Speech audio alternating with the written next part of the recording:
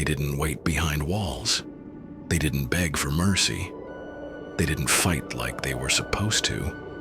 Shields slammed, breath froze, and someone realized too late they had misjudged their enemy. When the Viking Age crashed into Europe, some of the most dangerous warriors were women. And that terrified everyone who faced them, not because it was rare, but because it worked. History buried this truth because it was uncomfortable, because it shattered expectations, because it broke the rules of fear. The Viking world didn't care about tradition, it cared about survival. And when shields locked and villages burned, death did not always arrive with a beard and an axe. Sometimes it came with braided hair and a shield already raised. This is not a list of myths, it is a countdown of fear. Hervör was not born into violence.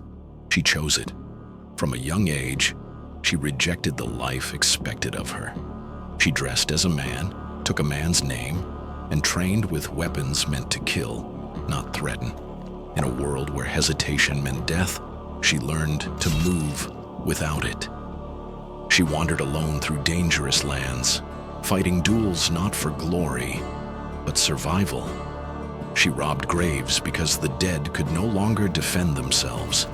Law, family, and protection meant nothing to her. Strength was the only currency that mattered, but Hervör's true danger revealed itself when she sought her inheritance. Her father's sword was cursed, feared, and buried with the dead inside a burning grave mound. Viking belief warned that cursed weapons destroyed the weak-minded and demanded blood in return for power. No warrior would approach it. Hervör walked into the fire anyway. She called the dead by name until they answered. Surrounded by flame, spirits, and warning, she took the blade and accepted the curse without hesitation. Hervör is number 5 because she represents the most unstable kind of warrior. Someone who does not fear consequences. Someone willing to trade safety for power and live with whatever follows. Sigrid the Proud. Sigrid never stood in a shield wall. She never needed to.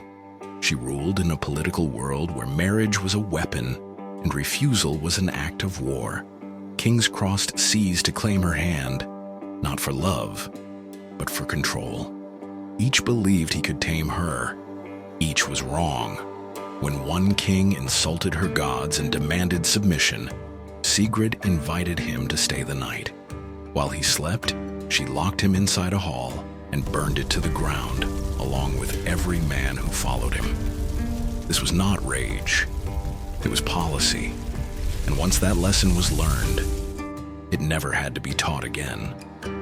But what made Sigrid truly terrifying was not what she destroyed.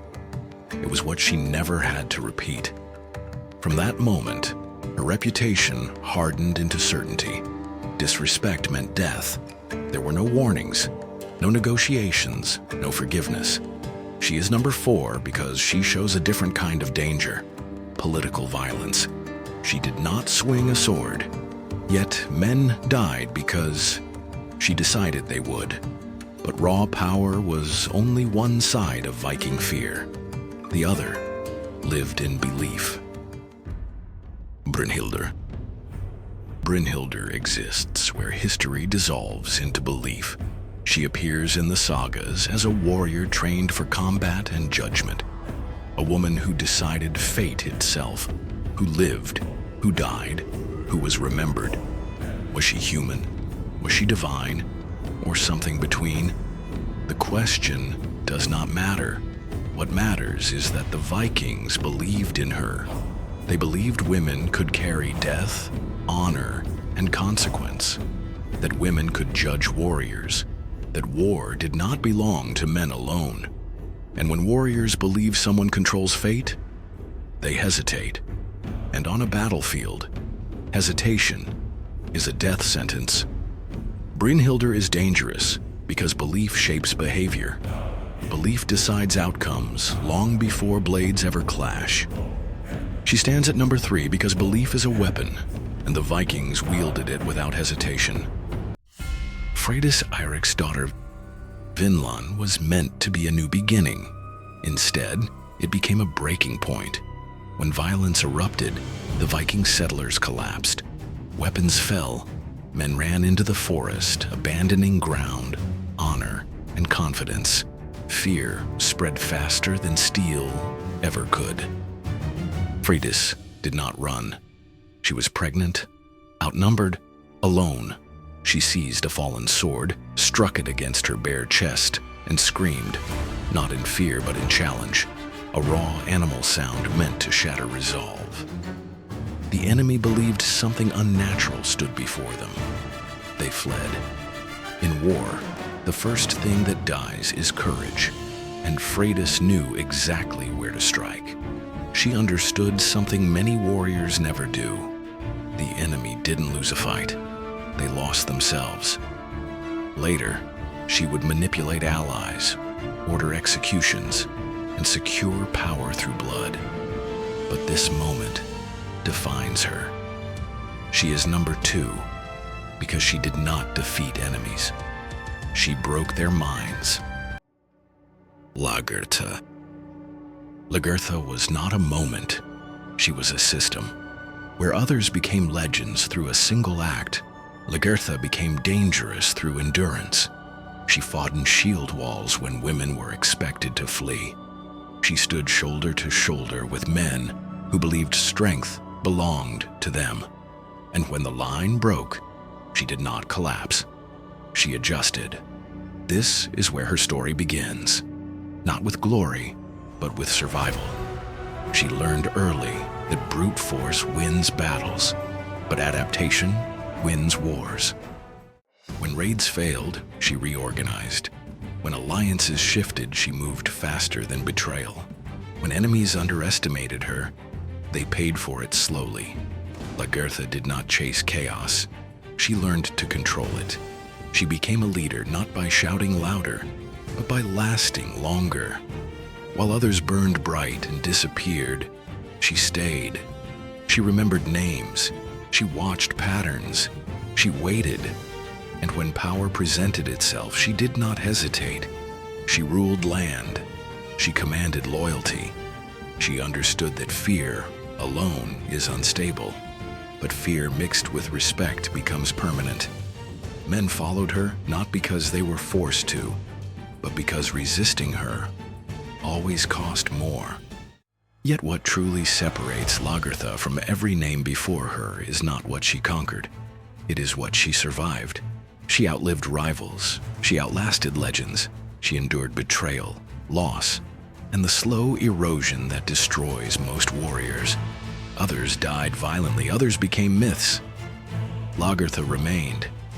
She learned the final truth of Viking warfare. The truth no saga likes to admit.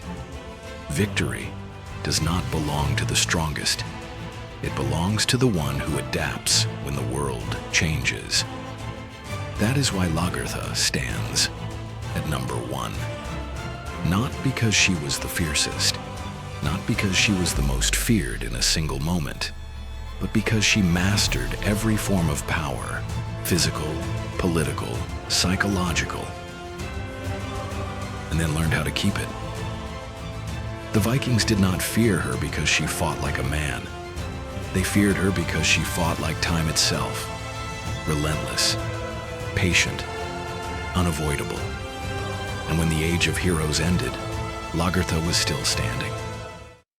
Final truth. History tried to erase them. Legends tried to soften them. But the Viking age remembers, because when shields rose and the world burned, some of the deadliest warriors were women. And this is why their story was never truly erased, only buried. When survival is on the line, societies abandon tradition. They abandon comfort, and they choose whatever works. At the beginning, the story felt wrong, dangerous, uncomfortable. Now you know why. Shieldmaidens were not asking to be remembered. They were busy winning. That is the difference.